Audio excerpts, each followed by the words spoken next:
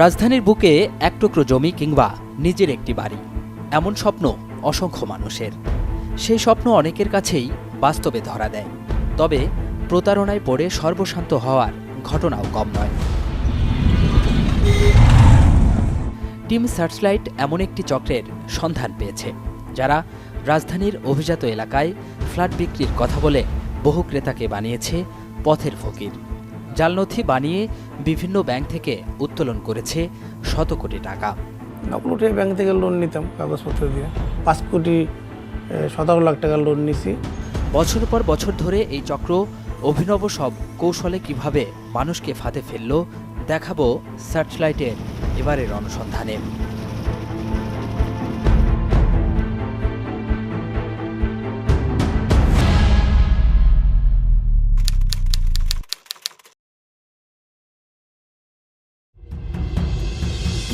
জয়নাল আবেদিন ওরফে ইদ্রিস, বয়স 40-এর কোঠায়, বাড়ি মাদারীপুর জেলার শিবচর উপজেলায়। পরিচয় দেন ব্যবসায়ী হিসেবে। তবে ব্যবসার আড়ালে ভয়ঙ্কর একটি পরিচয় রয়েছে জয়নাল আবেদিন ওরফে ইদ্রিসের। সালমা কাশেম সন্তানদের সাথে বর্তমানে আমেরিকায় থাকেন। সম্পত্তি দেখভালের জন্য বছরে একবার দেশে আসতে হয়, তবে এবার এসে ভিন্ন এক অভিজ্ঞতার মুখোমুখি হয়েছেন। ওই রেজিস্ট্রি অফিস থেকে লোক আসলো, ওরা এসে আমাকে বলল যে আপনার নাম কি? আমি বললাম আমার নাম সালমা কাশেম। এই ফ্ল্যাটটা কি আপনি 4তলা লিফটের 3? আমি জি। বলে যে আপনি বসেন, বৈশা কথা বলেন। তারপরে আমি এই সুপারটায় বসলাম। বলল যে ওরা 2 জন আসছিল। বলল যে গতকাল রাত্রে মিরপুর সনি সিনেমা হলের উপরে একটা রেস্টুরেন্টে আমাদের নিয়ে গেছিল ওই যে কমিশনে আপনার এই ফ্ল্যাট দলিল করতে। আপনার এই নামে সালমা কাশেম নামে একজন সাজাইছে, আপনার মেয়ে নাম একজন সাজাইছে, সাজাইয়া আপনার এই বাড়ি বিক্রি হচ্ছিল। তা আপনার আইডির সাথে আর ওনার যে ছবি, ওই আইডির সাথে ছবিটার মিল পাই নাই দেখে আমরা ওখান থেকে সরে আসছি, যেইভাবে অনেক পলিসি করে আমরা সরে আসতে। বসুন্ধরা আবাসিক এলাকায় বহুতল এই ভবনের মালিক সালমা কাশেমের কাছে ফ্ল্যাট কিনতে হাজির হয়েছিলেন ব্যবসায়ী জয়নাল ওরফে ইদ্রিস। তার পরের ঘটনা তো আগেই শুনলেন। ওরা দেখলাম যে হুবহু আমার যে দলিলটা, মেন দলিলটা না, ঠিক এই পিঠ ওই পিঠ পুরা দেখাইলো যে হুবহু ওই দলিল করছে। এইটা কিভাবে করলো? মা আপনার দলিলটা একটু আমার ফটোকপি করে নিতে হইব।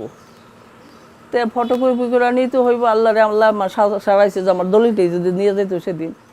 পরে আমার ভাই ছিল সাথে, দলিল এই পিঠ ওই পিঠ দুনো পিঠ, বলে যে দুনো পিঠ করতে হবে। এই জন্য আপনি যেটা দিচ্ছেন সেটা তো শুধু উপরের পৃষ্ঠাটা দলিল ফটোকপি দিচ্ছেন, আর আমাদের এই পিঠ ওই পিঠ দুটোটাই লাগবে। বড় ধরনের প্রতারণার হাত থেকে বেঁচে গেছেন সালমা কাশেম। প্রশ্ন হলো, ব্যবসায়ী পরিচয়ের আড়ালে জয়নাল কি প্রতারণা করেন? সত্য মিথ্যা যাচাইয়ের আগে আমরা আরেকজন ভুক্তভোগীর সাথে কথা বলবো। তো উনি আমাকে বলছে যে উনি ফ্ল্যাটের ব্যবসাও করে। তো প্রায় মনে হয় 6-7 মাস পরে আমার সাথে আর কি কথাবার্তা হয় যে ফ্ল্যাটের ব্যাপারে। তো আমি বললাম যে ঠিক আছে ভাই, কোথায় আছে আমাকে তাহলে নিয়ে চলেন।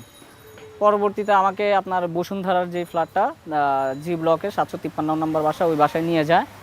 নিয়ে ওইখানে মালিকের সাথেই বসায় কথাবার্তা সব কিছু ওকে করে।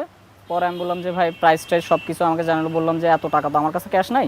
পরে বলে কিছু টাকা তো আপনার ক্যাশ দিতে হবে, বাকিটা হোম লোনের মাধ্যমে আপনি করে মাসে মাসে হোম লোন দিয়ে যাবেন।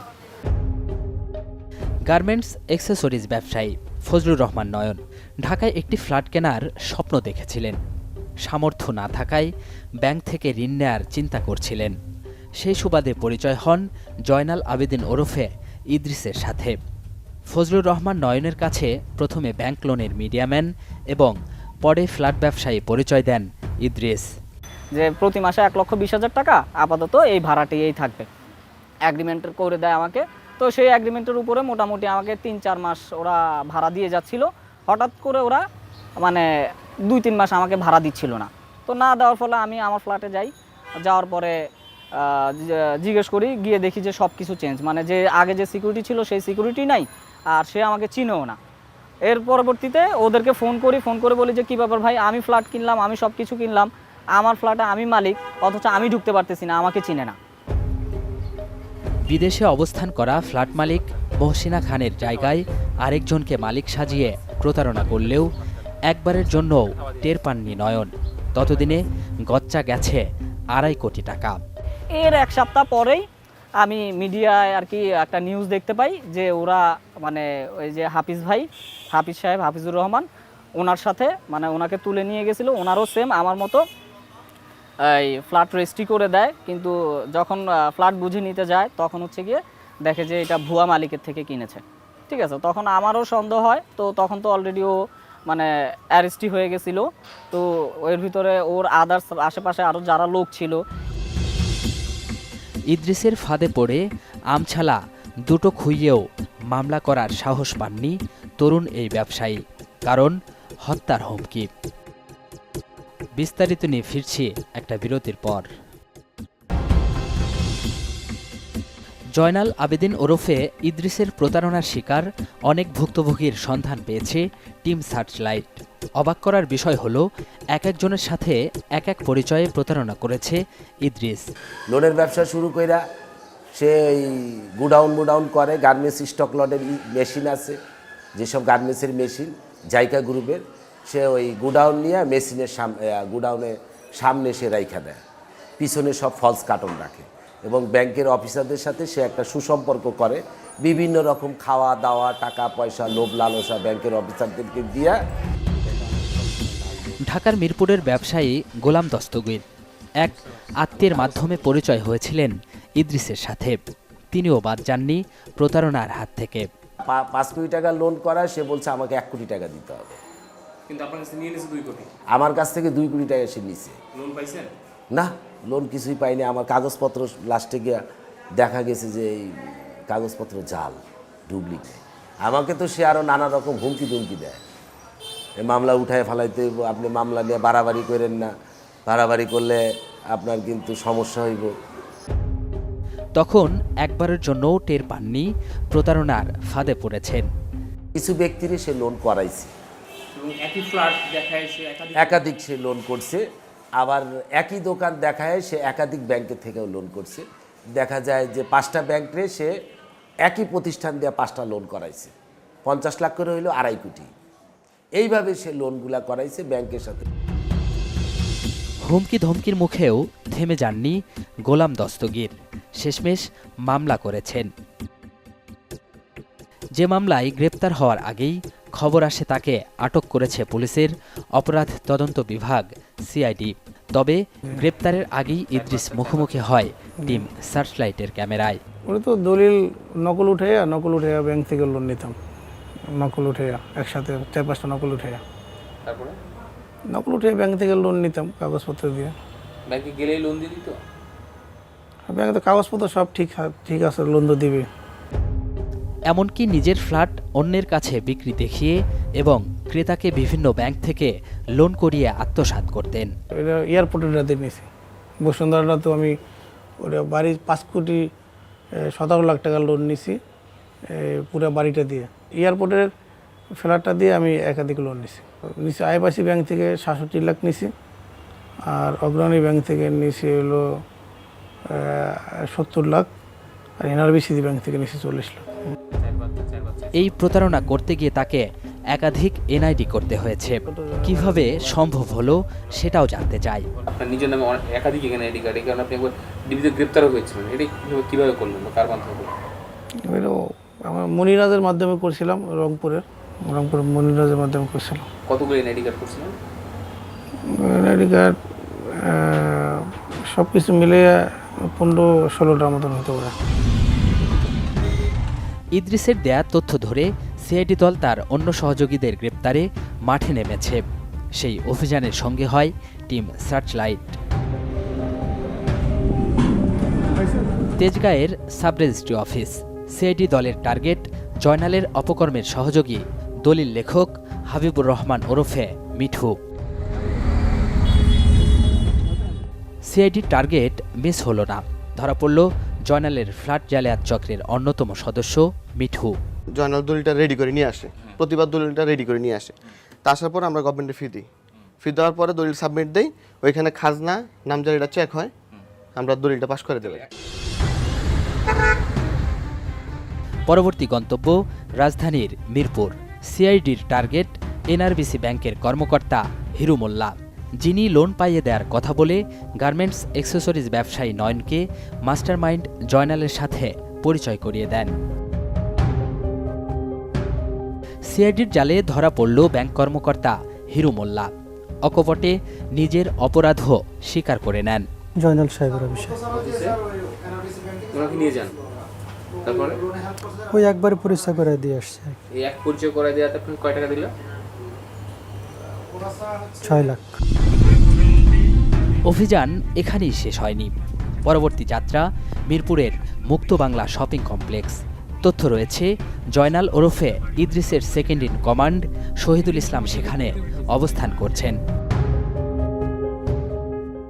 কিছু বুঝে ওঠার আগেই ধরা পড়ল শহীদুল। তাকে নিয়ে ডেরায় হানা দিল অভিযানকারী দল।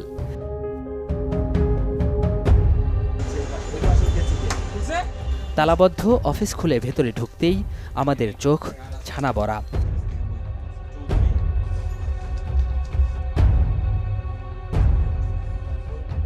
সিআইডির তল্লাশিতে পাওয়া গেল শত শত দলিল আর জয়নাল ওরফে ইদ্রিসের একাধিক জাতীয় পরিচয়পত্র। রয়েছে ভূমি অফিস ও ব্যাংকের সিল ছাপ্পরও। মূলত এই অফিসে বসেই জাল নথিপত্র তৈরি করত চক্রটি।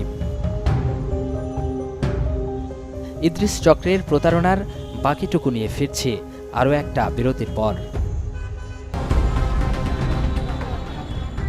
বহুরূপী জয়নালের অভিনব প্রতারণা চক্রের 12 জন এ পর্যন্ত গ্রেপ্তার হয়েছে, তবে প্রকৃত সংখ্যা আরও বেশি। চক্রের বেশিরভাগ সদস্যই পেশাদার এবং সরকারি বেসরকারি বিভিন্ন প্রতিষ্ঠানে কর্মরত। এক নজরে চক্রের সদস্যরা হচ্ছেন মাস্টারমাইন্ড জয়নাল আবেদিন ওরফে ইদ্রিস, ইদ্রিসের ডান হাত তার পুরনো বন্ধু শহীদুল ইসলাম, আলিফ হোসেন, যার কাজ নথি এবং অর্থের লেনদেন ও হিসাব জমা রাখা, দলিল লেখক হাবিবুর রহমান মিঠু, ফ্ল্যাট কিংবা জমির জালনথি তৈরি করা তার কাজ, এনআরবিসি ব্যাংক কর্মকর্তা হিরু মোল্লা, জয়নালের লোন উত্তোলনে সহায়তাকারী, রংপুর নির্বাচন অফিসের কর্মচারী পল্লব দাস। চক্রের সদস্যদের ভুয়া এনআইডি তৈরি করে। অন্যদের মধ্যে আব্দুস সাত্তার, সৈয়দ তারেক আলী, রফিকুল ইসলাম, লিটন, রাকিব এবং জয়নালের ভাইরা ভাই KM মোস্তাফিজুর রহমান। চক্রের অধিকাংশ সদস্যেরই একাধিক কার্যকর জাতীয় পরিচয়পত্র এবং TIN নাম্বার রয়েছে। এসব পরিচয়পত্র দিয়ে সদস্যদের নামে ফ্ল্যাট, জমির একাধিক মূল দলিল তৈরি করা হয়। সেগুলোর বিপরীতে বিভিন্ন ব্যাংক ও আর্থিক প্রতিষ্ঠান থেকে ঋণ নিয়ে শত শত কোটি টাকা আত্মসাৎ করে চক্রটি।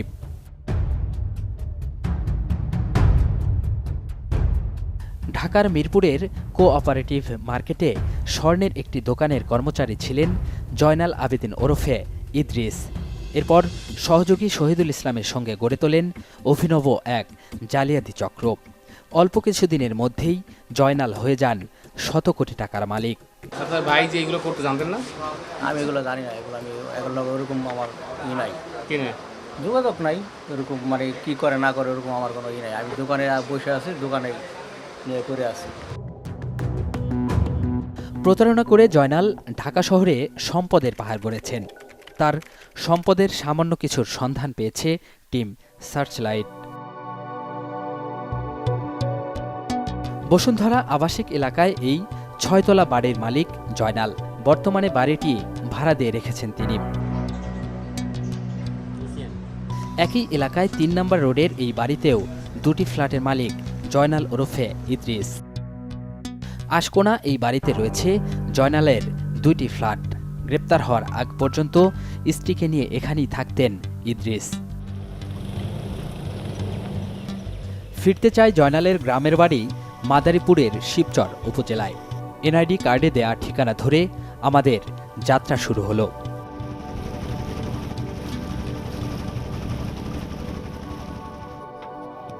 নদী পার হয়ে দুর্গম পথ ধরে চলতে শুরু করলাম চর জানাজাতে। তবে স্থানীয় বাসিন্দারা কেউ তাকে চিনতে পারছেন না। বোঝা যাচ্ছে জয়নালের এই এনআইডি কার্ডের ঠিকানাও ভুয়া। আমরা যে চর জানাজাতে যে জয়নাল আবেদিন ইদ্রিসকে খুঁজতে এসেছিলাম, যার একাধিক এনআইডি কার্ড রয়েছে, কিন্তু এই গ্রামে এসে তার কোনো অস্তিত্ব আমরা খুঁজে পেলাম না। এখানকার স্থানীয় বাসিন্দারা যারা আছেন, চেয়ারম্যান মেম্বার, কেউই তার অস্তিত্বের সন্ধান দিতে পারলেন না আমাদেরকে। ভিন্ন সূত্রের দেয়া তথ্য ধরে পাশের ইউনিয়ন বাহাদুরপুরে পাওয়া গেল জয়নালের ভাই মোহাম্মদ কুদ্দুস আলীকে। পেশায় অটোরিকশা চালক, কিন্তু তার বাড়ি দেখে বোঝার উপায় নেই। এই বাড়িতে কেউ আছে? অটোরিকশা চালিয়ে এত বড় বাড়ি করা কিভাবে সম্ভব জানতে চাওয়ার আগে একটি উত্তরে অনেক হিসাবই যেন মিলে গেল। বাড়ি কার এটা? আমারই অটো চালায় বাড়ি দিয়েছেন? ঢাকা ছিলাম। আপনার অ্যাকাউন্ট নাম্বারে এত টাকা কোথা থেকে আসলো? টাকা কার টাকা এটা? কিসের অ্যাকাউন্ট? আপনার অ্যাকাউন্টে? আমার এখন কি টাকা বলে দেখেন। কুদ্দুস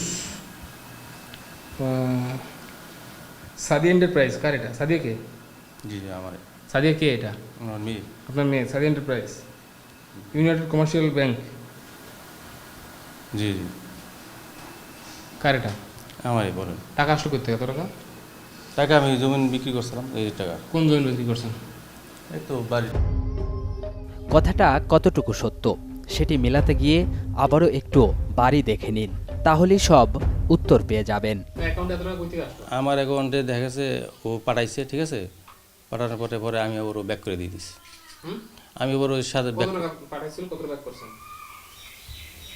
আসলে কি 2-3 কোটি টাকা হইব, 2-3 কোটি টাকা। হ্যাঁ বেশি। পরে পরে ওই টাকা পুরোটাই নিয়ে গেছে। একটা মানে আমি ধরেন আসছে দেওয়ার পরে মানে 1 মাসের মধ্যে দেখা গেছে পুরোটাই নিয়ে গেছে। আপনার কত টাকা দিচ্ছে? আমার আসলে কি সত্যি কথা কই যে আমি টাকা মনে করেন 12 লাখ টাকা 13 লাখ টাকা ওই টাকাটা আমি নিছি।